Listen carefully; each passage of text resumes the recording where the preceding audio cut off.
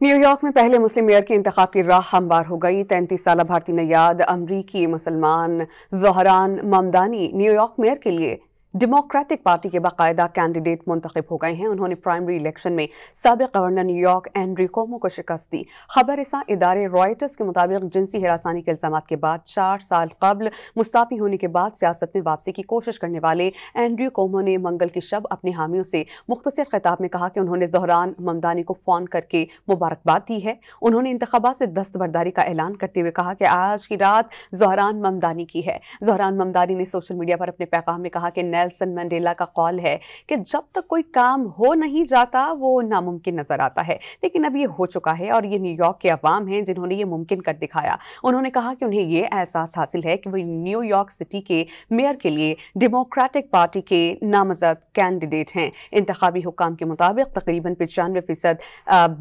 Belt scan ہونے کے بعد سامنے آنے والے ابتدائی نتائج میں زہران ممدانی نے 43.5% ووٹ لے کر آگے رہے، جبکہ اینڈریو کومو کو 36.4% ووٹس ملے۔ باقی 9 ڈیموکریٹک کینڈیڈیٹ واضح طور پر پیچھے رہ گئے۔ نیو یارک کے رینکڈ چوائس سسٹم کے تحت حتمی نتیجہ آئندہ ہفتے تک سامنے آئے گا، کیونکہ اس طریقے میں ووٹر 5 کینڈیڈیٹس کو ترجیحی بنیاد پر ووٹ دیتے ہیں، لیکن ممدانی کی واضح سبقت ایسی ہے جس کو کومو یا کوئی اور کینڈیڈیٹ بظاہر ختم نہیں کر سکتا۔ یہ انتخاب اس بات کی ابتدائی جھلک ہے کہ ڈیموکریٹک پارٹی ریپبلکن صدر ڈونلڈ ٹرمپ کی متنازع دوسرے دور صدارت کے 5 ماہ کے بعد کس سمت میں جانا چاہتی ہے۔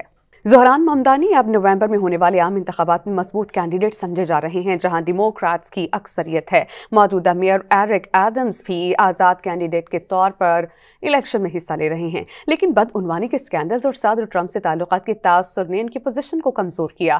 خود کو ڈیموکریٹک سوشلسٹ کہنے والے زہران ممدانی کامیاب ہو جاتے ہیں تو نیو یارک سٹی کے پہلے مسلمان میئر بنیں گے۔ وہ یوگانڈا میں ایک بھارتی نژاد خاندان میں پیدا ہوئے اور فلسطین کاز کے حامی کے طور پر سرگرم رہے۔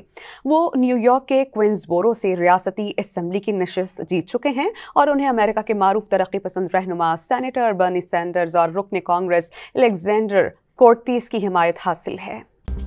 مزید نیوز اپ ڈیٹس اور ڈیجیٹل سٹوریز کے لیے سبسکرائب کریں ڈان نیوز پاکستان۔